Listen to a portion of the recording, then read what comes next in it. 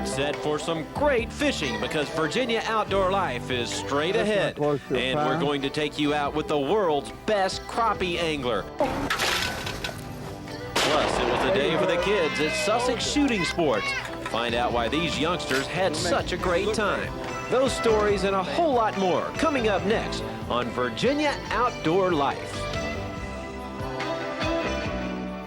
Hello once again and welcome to Virginia Outdoor Life on this 20th day of April. I am Jim Hale along with my buddy, the Captain, Eric Burnley. Yes, sir. Yes, sir. Here again. And Captain, we've got to get something straight right away here, or just attempt to, because you know I grew up in Texas where we call them crappie. Right. I come up here and I hear everybody saying crappie. Right. What do you have to say about that? It doesn't matter. Whatever suits you. Crappie, crappie. It varies from person to person, not just region to region. Individuals call them crappie, crappie, black crappie. You can see it on the, some of the other outdoor shows when they're catching them. They all have different names for them. Well, It's the same name, but it's different pronunciation. They're certainly fun to fish Absolutely. for. And we went out with the crappie guru. Yes, none other than Carl Herring. You might have seen a show we did a couple of months ago. We went out fishing for yellow perch with Carl, who lives out in Suffolk. Needless to say, the man loves crappie fishing. As a matter of fact, he holds the world record. He once caught one that weighed 4.5 pounds. And Carl was kind enough to take us out to Lake Gaston and share his secrets for successful crappie fishing.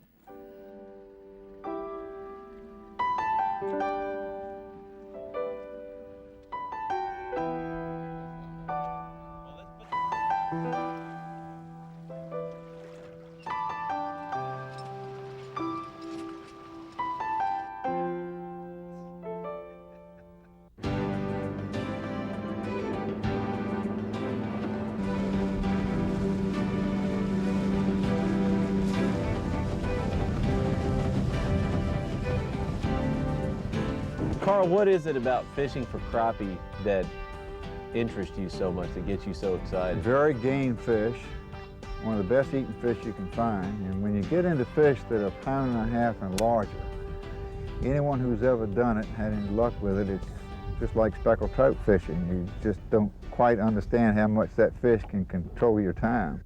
I like all kinds of fishing with bass, crappie, anything else. But this time of year and these locations, right now, crappie's king. We're going to circulate the edges and the back to see if they're located somewhere, and then we're going to fish structure to see if they're tight on structure. What does that mean, structure? Well, the piers, any logs, or any stumps that happen to be in the water. Okay. If they're holding tight to those things, then it won't be too hard to catch a few. Explain to us the advantages of using the telescopic rod. Well, it has an advantage over using a spinning or casting because you can instantly put it where you want to. Right. And the longer the rod, the more respect you can give the fish. You give a little distance between you and the fish. And generally you'll find that the larger crappie do require a lot of respect. Well, we've been using purple and white mini jigs, the plastic tails. This time we're going to go to a red and chartreuse. And we'll have lines out with different combinations of colors to get an idea of which of these fish prefer. Okay. And we'll be fishing roughly a couple of feet deep. Now, are we going to go with the minnows or no? Right now, no. Okay. We'll try it like this first. Now I'm going to start shallowing up. We'll probably end up fishing no more than 2 or 3 feet here. Now I'm going to fish on the edge of this grass. And of course, the secret to catching fish is to put it right next to it. You got a lot of stumps in, you can't see them. They're all through here, scattered. And if it just goes by one just right, they'll pop it. Now this one is close to 1 pound. That's a good looking fish, Carl. That's a real nice one, huh? There you go, maybe 1.5 pounds. Oh, it's a nice one. Nice crappie. Woo, boy. That's a Yes. nice fish. All right. Look at that, Carl. Yep, he's a keeper. Yes, he is. Let's see what I got here, Carl. He's giving me a little fight here. Come on, boy. That's a nice crappie. Mm-hmm. Hold him outside, yeah. before you pick them up. We can eat that one, can't we? Right. That's a good eating fish, huh? Wait a minute. Wait a minute. Oh, that one's taking a run. Can we grab him? Yeah. Another nice one, Carl. Oh, yeah. Yeah, we're having a good day. Woo! What do you think? It's improving. That's the biggest one of the day. Let's see now. I gotta make sure I get him. Woo! Looky there. I might want to weigh him. Yeah. Well, Carl, let's put that baby on the scale. Yeah, he might make it. I don't think he's quite 2 pounds, but he's close. Carl, this was a heck of a day crappie fishing out here today. And I appreciate you taking us out. This thing's near a citation. We caught 5 in all. It was a great day. Great. Thank you very much, sir. Certainly. All right. Eric, what a privilege that was going out with Carl. A lot of people were out there fishing, but I'll tell you, we were really the only ones catching fish. You know, his background is in engineering. That's right. And really he approaches fishing much that way. He's very organized, and you know, he'll stay in the same spot. He's very patient, but if something's not working, he changes the lures. He's always thinking, always adjusting out there. That's right. He's a very good speckled trout fisherman, or any kind of fisherman, but those are his 2 passions, crappie and speckled trout, and he's an outstanding angler and a very, very smart gentleman. Talk about passions. We've got a passionate story Yes. coming up next year, something you did a Yep. couple weeks ago. We're going to go out to Waverly, Virginia, and to Sussex Shooting Sports, where they had a blast raising money to help make kids' dreams come true. Stay with us.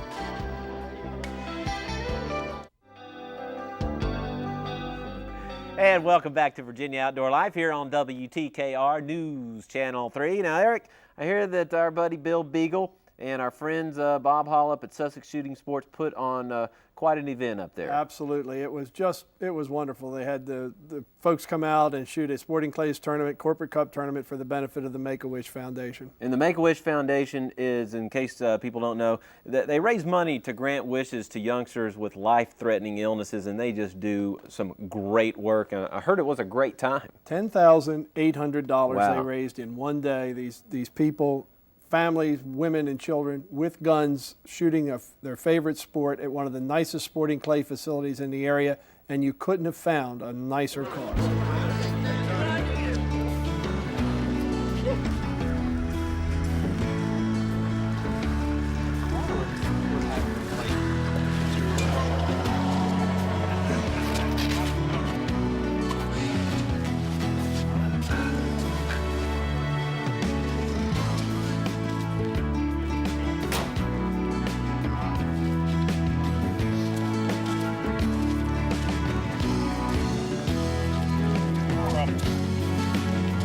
What we want this to be is really a fun tournament.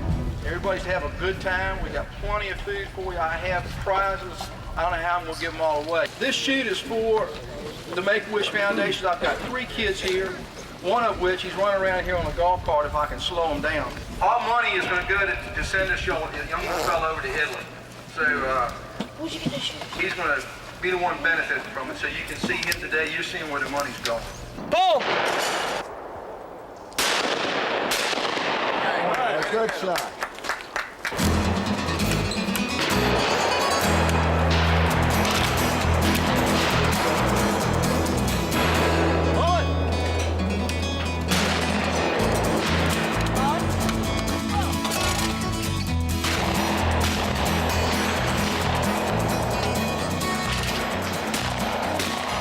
I'm going to Italy Wednesday, and we'll be picked up in a limo about 1:30.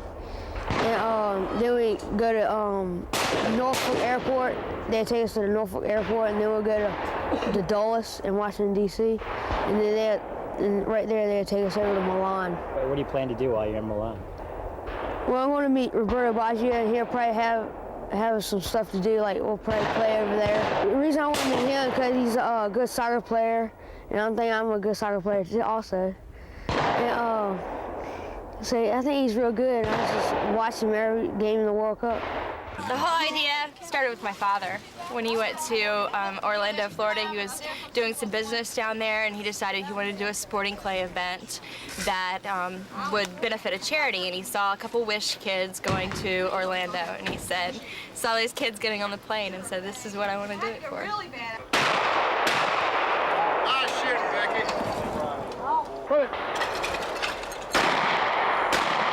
a happy straight gun, and I hit the board first time when I straight gun. I really appreciate what they're doing today, like raising money and everything like that. I really appreciate it. It's all neat to see everything and everyone here and having fun, and these guys to hang out with. They've been a blast today.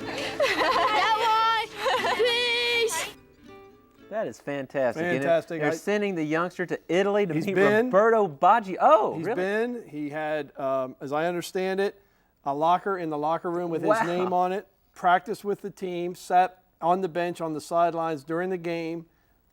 They evidently treated him very, very well in Italy. That's awesome, It gives me isn't it? goosebumps sitting here Yeah. talking about it. Well, Bill Beagle, you and your daughter, Yes, great Jennifer work. deserves Yeah. a lot of credit because she did Yeah. a lot of work for this as well. And I also want to thank Remington for letting me use a honest-to-goodness sporting clays gun. Once I quit trying to pump that over and under, it worked pretty Yeah, good. we are always appreciative of giving Eric a chance to Anything. brush up, you know. To help. Right.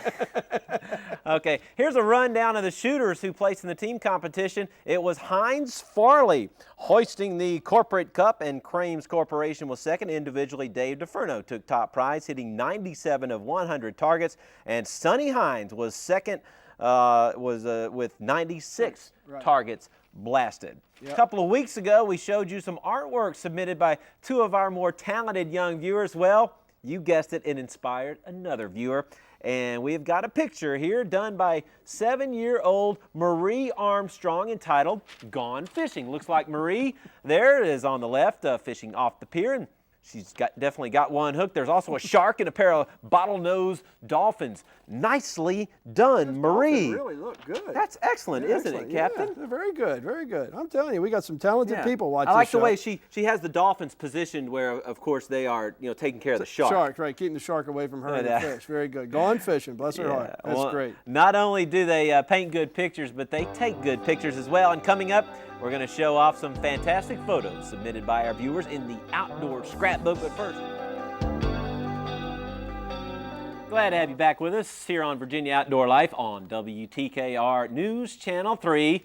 And we have in our hands Yes, we do. this week's Outdoor Scrapbook. So let's go ahead and open that baby up and take a look at some of the great pictures you have sent in, starting with Sarah Thornton and her pop there, showing off a bluefish that she caught while fishing out of Saxus. She is 9 years old and certainly showing off more than one bluefish, of 3 or course. 4 of them there. Yes, indeed. Nice And size, good eating size blues. Sarah on her way to a great angling career. And Look at this. This will be Billy and Bill Heath, and they're from Townsend. And these are snow geese and godwall ducks killed last hunting season on the lower eastern shore near Magathi Bay. Nice bag Definitely, there. they had a good day there. Yep, yep. All right, David White of Newport News with a 25-pound lake trout. He caught this in Lake Michigan near Algoma, Wisconsin last Labor Day. And you can see they definitely do some serious fishing up there on the Great Lakes, They Captain. sure do. Big trout up there. All right, here we have Ryan Lawson with a beautiful 8-point buck he took last December. He was hunting with his dad, Gary, in Brunswick County with the Old Virginia Hunt Club. Yes, he did an outstanding job. Beautiful. I would say Beautiful so. animal. And here's Mr. Paul Moyer with a 10-pointer taken last December. His father is a hunt master at Three Winds Hunt Club. Says he watches every week, and no doubt his father hooks him up with the best stand I would out imagine. there. I would imagine. He All doesn't right. even have to bribe him like we do. Yeah. All right, this is Devona Beasley Gilbert, and she took this photo on the Marsh Road at Knott's Island this past January at the Bridge Pond. Those appear to me to be swan flying out over the marsh. I know we saw some when we were down at Back Bay. You know, I'd like to see a lot more of that, Captain. If we can get people to go absolutely. out into the wild and get us some shots. Your friend's video the other week of all those animals out in the Oh, west. yeah, that that's was great, isn't it? Beautiful, Yeah, beautiful beautiful shot stuff. there, Miss Okay. Gilbert. Al Ingram and Leslie Miller of Chesapeake, each with a 120-pound sailfish caught in February, fishing in the Pacific off of Acapulco. Obviously, they had a grande time down I in would Mexico. think so. I would think so. Yes. All All right, right. moving along. Randy, Robert, and Robert Elliott, okay, of Hereford. You're right, North Carolina, posing after a great day of rabbit hunting in Hereford earlier this year. Well, I'd say they definitely mopped up out there. They didn't say you got to have the rabbit before you can have rabbit stew, and I do believe they got a mess of stew meat sitting right there. Yes, they do. And Mo Grisso, look at Mo with that one, would you? A 43-incher caught in the middle of the Chesapeake Bay out of Topping, Virginia, aboard the Katie Lee. Wow, that fish is darn near bigger than he is.